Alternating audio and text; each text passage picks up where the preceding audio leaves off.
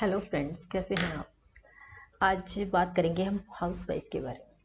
Housewife कैसा लगता है सुनते ही ना। एक हमारी सोसाइटी में इस शब्द के साथ कुछ ऐसा जुड़ गया, एक पिटी, एक दयनीय स्थिति दिमाग में आती है।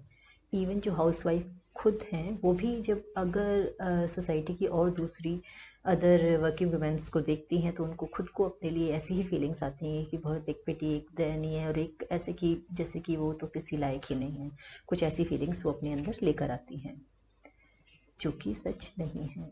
तो मैं हूं Neetu Sharma, counselling psychologist and NLP life coach. आज हम बात करने वाले हैं किस तरह से हम इस हाउसवाइफ वाले इस टैबू से निकलकर एक स्मार्ट होम मेकर बने। तो बने रहिए मेरे साथ, आज हम बात करते हैं इसके बारे में। And please like and subscribe my channel and keep motivating me. Thank you. तो फ्रेंड्स, हम सबसे पहले जानेंगे कि हम किस तरह से स्मार्ट हाउस मेकर बने। हाउस वाइफ नहीं, house maker. We are house maker. सबसे पहले तो अपने दिमाग से हमें ये निकालना होगा, हाउस वाइफ कोई वर्ड नहीं है, किस तरह से कहाँ से आया नहीं पता, पर देखें तो एक हाउस मेकर होती है, वो एक हाउस को बनाकर रखती है, घर को बनाकर रखती है। एक्चुअली में तो उसके कारण ही होम होता है, अदरवाइज तो केवल वॉल्स खड़ी हैं, कुछ एक हाउस है बस। तो आप जानती हैं कि आप किस तरह से आपको घर चलाना है, किचन चलाना है, कैसे घर को मैनेज करना है, कैसे बच्चों को रखना है, किस तरह से हस्बैंड को की हेल्प करनी है, अगर सास ससुर या को और भी जितने भी मेंबर्स हैं फैमिली में, उन सबको किस तरह से आपको सहायता करनी है, सेटिस्फाई करना है, उनको हेल्थ वाइज उनकी और नीड्स को कैसे फुलफिल करना है। तो आप कितने सारे काम करती हैं। सबसे पहले तो आपको ये खुद के बारे में जानना ज़रूरी है। तो चलिए बात करते हैं कि हम खुद को कैसे अपने इस टैबू से निकाल कर वहाँ लेकर जाएं अपने अंदर पहले, फिर हमें दुनिया या हम ये कहें कि हम और लोगों से तब एक्सपेक्ट कर सकते हैं कि वो हमें उस तरह की रिस्पेक्ट दें जैसी हम डिज़र्व करते हैं। तो हमें करना क्या होगा, सबसे पहले खुद को प्रेज़ करें। आप खड़े हो जाएं अपने शीशे के सामने और देखें अपने आप को, अप्रिशिएट कीजिए। हर इंसान, हर विमेन खूबसूरत है। खूबसूरती के कोई पैरामीटर्स नहीं है कि आपकी नोज़ इतनी होगी, आपकी आंखें ऐसी होंगी या आपके लिप्स ऐसे होंगे तो ही आप खूबसूरत हैं। नहीं, हर विमेन खूबसूरत है। डाइवर्सिटी ही तो ब्यूटी है। तो आप अपने को प्रेज़ करें। आप हमेशा सुंदर हैं, हमेशा सुंदर थीं, आप भूल गई हैं। जब आप एक टीनेजर गर्ल थी, कैसे ड्रीम्स थे, कितना सुंदर महसूस करती थी आप अपने बारे में। तो आज क्या हुआ, याद कीजिए अपने उस समय को और खुद को प्रेज़ कीजिए। डेली आपको ऐसा करना है और खुद को प्रेज़ करना है। ठीक है, अपनी तारीफ़ खुद कीजिए और उससे एक्सपेक्टेशन की ज़रूरत नहीं है। पहले खुद को तो प्यार दीजिए, खुद को तारीफ़ कीजिए, खुद को सराहिए आप। अब जब आपने अपनी ब्यूटी को देख लिया है, फिर आपको क्या करना है, मेंटेन योरसेल्फ। मीन्स कि अब आपको अपनी उस ब्यूटी को मेंटेन रखना है। मेंटेन कैसे, आप अच्छा रूटीन बनाइए, थोड़ा सा एक्सरसाइज करके और अपने को किसी भी तरह से खुश रख कर आप अपने को मेंटेन कीजिए। राइट। तो जब आपने उस ब्यूटी को देखा, फिर आपने अपने को मेंटेन किया, तो आप पाएंगे कि आपके अंदर एक अलग सा कॉन्फिडेंस जग रहा है। मेंटेन करने का एक तरीका ये भी है कि आप अपने को ड्रेस वेल करें। आप सुबह शाम, स्पेशली शाम को भी आप अच्छे अच्छे से ड्रेसअप हों, अपने को सजाएं संवारें, अपने बाल बनाएं, अपने को खूबसूरत रखें। ये मैं क्यों कह रही हूँ, क्योंकि अक्सर क्या देखा जाता है, जो होम मेकर्स होती हैं वो क्या करती हैं, उनको लगता है कि बस अब तो खाना बनाना है, किचन में जाना है, अभी क्या करना है, अभी तो वापस फिर वही सब होने वाला है, तो जाने देते हैं, अभी काम में लगते हैं, इस सब की क्या ज़रूरत है। तो वो जैसा सुबह से शाम तक रहती हैं वैसे ही रहती हैं। और फिर जब वो देखती हैं वर्किंग वुमेन्स को बड़ा ही सुंदर से ड्रेसअप होकर आते जाते हुए, तो उनको बड़ा बेकार फील लगता है। तो हम क्यों नहीं तैयार हो सकते। जो होम मेकर्स हैं रेडी तो वो भी हो सकती हैं ना। तो इसलिए ड्रेसअप होना है, अच्छे से खुद को तैयार करना है, it is really important. Right. तो ये हमें एक कॉन्फिडेंस की फीलिंग को डेवलप करेगा। ठीक है। इसके बाद हमें क्या करना है कि हम क्या होता है, कई बार घर में काम करते करते हम ऐसा फील करने लगते हैं कि बस हमें तो यही सब आता है, बाकी हमें कुछ आता नहीं है।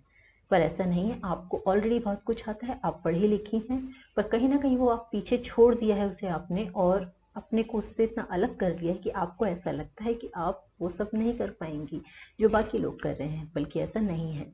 तो आप अपनी नॉलेज को, अपने सब्जेक्ट्स को अपडेट करिए जो आप पढ़ चुके हैं। और आज के समय में और इस खासकर इस पैंडेमिक में जो सब, जहाँ सब कुछ ऑनलाइन हो गया है, आप चाहें तो आप जो भी अगर ऐड ऑन करना चाहती हैं अपनी नॉलेज में, वो भी कर सकते हैं। तो आपको उसके बारे में सोचना भी चाहिए। आप उससे सोचिए, अपने सब्जेक्ट्स को रिवाइज कीजिए वापस, और कुछ और ऐड ऑन करना है तो वो ज़रूर कीजिए। ठीक है, तो इसे कहते हैं ब्रेन विद ब्यूटी। ब्यूटीफुल आप हैं, अब अपने ब्रेन को भी अपडेट कर लिया तो ब्रेन विद ब्यूटी हो गए ना आप। कितनी सुंदर सी बात है। तो फिर अब बात करेंगे हम लैंग्वेज और मैनर्स की। क्या देखा जाता है कि कई बार हमें बड़ा बुरा फील होता है ना, बच्चों की पीटीएम में जाते हैं या हमारे हस्बैंड्स के फ्रेंड्स आ जाएं तो हम कैसा फील करते हैं, लो फील करते हैं। हमें लगता है हम बात ही नहीं कर पाएंगे, हमें तो बोलना ही नहीं आता, हम कैसे करेंगे, हम तो घर में रहते हैं, हमें पता ही नहीं बाहर के क्या मैनर्स होते हैं। टेबल मैनर्स जानना या फिर किसी से किस तरह से हमें उनको विश करना है, हम बहुत लो फील करते हैं कहीं ना कहीं। तो ये कोई बहुत बड़ी बात नहीं है, हमें अपनी लैंग्वेज पर काम करना चाहिए। अब बात अगर लैंग्वेज की करूँ तो मैं बिल्कुल नहीं कहूँगी कि इंग्लिश लैंग्वेज होने से ही हम बहुत सोफिस्टिकेटेड नज़र आएंगे, ऐसा नहीं है। आपकी जो भी लैंग्वेज है, आपकी जो मदर टंग है, आप उसमें भी बात कर सकते हैं, आप उसमें बात कीजिए विनम्रता के साथ। हम इंग्लिश लैंग्वेज को क्यों अच्छा मानते हैं, उसमें सॉरी, थैंक यू, कुछ ऐसे वर्ड्स हैं जो उस लैंग्वेज को बहुत सोफिस्टिकेटेड फील कराते हैं, राइट। तो अगर यही सब तो हम अपनी लैंग्वेज में भी कर सकते हैं, ये शब्द हमारे पास भी हैं। तो आप अपनी भाषा को, अपने लैंग्वेज को इस तरह से प्रेजेंट करें कि इसमें विनम्रता झलके। ओके। और मैनरफुली रहिए। जब भी बात करनी है हमें किस तरह से उनको कोई घर में आ रहा है उसको किस तरह से करें। कुछ चीज़ें हैं जो हम आपस में एक दूसरे से भी सीख जाते हैं, सीख लेते हैं। ये कोई बहुत बड़ी बातें नहीं है जिसको मानकर हम लो कॉन्फिडेंस में आकर हम अपने घर में अपने आप को एक दयनीय स्थिति में रखें, ऐसा कुछ नहीं है। तो आप अपनी लैंग्वेज को प्राउड फील करें, उसको अच्छे से प्रेजेंट करना सीखें, और मैनर्स देखें किस तरह से टेबल मैनर्स होते हैं, किस तरह से हम जब अगर हमें पीटीएम में जाना है कैसे कर सकते हैं, ये सब हम सीख सकते हैं। ओके।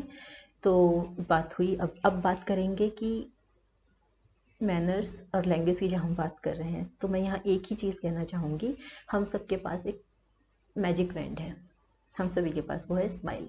जब आप इस फेस पर एक स्वीट सी स्माइल रखकर कुछ भी किसी से बात करते हैं, कुछ भी काम करते हैं, तो वो अपने आप में उसका जो इम्पैक्ट है वो बहुत अलग जाता है। तो आप अपनी स्माइल को मेंटेन रखें जो कि आप डिज़र्व करती हैं। और अब बात करेंगे कि अगर हमारे पास, हमने स्माइल भी रख ली, अब सब कुछ तो है हमारे पास, पर क्या आपको लगता है कि जब हम सीखने जाते हैं तो 100% हम सब सीख लेते हैं? नहीं, हम सभी एक गुड लर्नर होते हैं जिनके बारे में आप सोचकर खुद को लो कॉन्फिडेंट में लाती हैं। इवन वो लोग भी लर्न कर रहे हैं, वो वर्किंग वुमेन भी लर्न करती हैं। तो ये सब डिपेंड करता है हमारे एटीट्यूड पर। तो आप एक लर्निंग एटीट्यूड बनाइए अपना, कि आप जब भी निकल रही हैं अपनी सोसाइटी में, इवन अपनी फैमिली में, अपने आस पड़ोस में, कहीं भी जिसके अंदर जहाँ भी आपको कुछ अच्छाई दिखती है, कुछ भी आपको दिखता है, आप तुरंत उसे लर्न करिए। तो जब भी आपका जो लर्निंग एटीट्यूड है ये आपको हेल्प करेगा इस तरह से छोटी चीज़ों को लर्न करने में, जो कि हमें लगता है कि शायद हम नहीं जानते हैं और उसके लिए हमें बहुत कुछ कहीं बाहर निकल कर कुछ सीखना है, ऐसा नहीं है। हम अपने आस पड़ोस से बहुत कुछ सीख सकते हैं। अच्छा, अब मैं बात करूँगी, कई बार हमारे फैमिली मेम्बर्स, हमारे हस्बैंड, हमारे बच्चे किसी और को बहुत ज़्यादा पसंद करते हैं और हमें बुरा लगता है, लगना भी चाहिए, ठीक है। लेकिन हमें क्या करना है, बजाय कि जेलस करने के, हमें क्या सोचना चाहिए कि अगर वो लोग किसी और को पसंद कर रहे हैं, किसी को प्रेज़ कर रहे हैं, अप्रिशिएट कर रहे हैं, तो वहाँ ऐसा क्या है। तो ये भी एक लर्निंग का तरीका है। तो अगर हम वहाँ ये देखेंगे कि हो सकता है कि हम वहाँ कुछ ऐसा है जो हम में लैक हो रहा है या हम उसे कर सकते हैं, तो बजाय कि जलने के, जेलस करने के, हम उसको सीख सकते हैं और अपनी पर्सनालिटी के अंदर उसको ला भी सकते हैं, ज़रूरी है। लेकिन हाँ, एक बात और, मैं यहाँ आपको इमिटेट करने की बात नहीं कर रही, मैं किसी को नकल करने की बात मैं यहाँ बिल्कुल नहीं करूँगी, कॉपी नहीं करना है, क्योंकि जो ओरिजिनल होता है वो ओरिजिनल ही होता है। तो बी योर सेल्फ। आपको सिर्फ ये देखना है कि अगर वहाँ कुछ ऐसा है जिसे सीखा जा सकता है तो वो अलग बात है, लेकिन करेंगे आप उसे अपने तरीके से। Be your self, B original, copy नहीं करना है किसी को। तो ये आप ध्यान रखिएगा इस बात को। अब बात आती है कि क्यों होता है ऐसा कि जब हम घर में रहते हैं ना, क्या होता है कि हमारी एक एक्सपेक्टेशन बन जाती है कि जो लोग बाहर जा रहे हैं, वर्किंग हैं, वो घर में आएँ और हमसे पूछें, क्योंकि हम तो कहीं गए नहीं, हमारे दुख सुख तो हमारे ही साथ हैं, हमारा वर्किंग प्लेस भी हमारा घर ही है। तो अगर हमें कुछ बुरा लग रहा है, हम कुछ ओवर थिंक करें, कुछ भी है, तो हमें ऐसी बन जाती है, हस्बैंड आए तो हमसे पूछें, या बाकी लोग घर के फैमिली मेम्बर्स हैं वो भी हम पर थोड़ा सा सिंपैथी दिखाएं, ऐसा कुछ होता है। पर ऐसा नहीं करना है।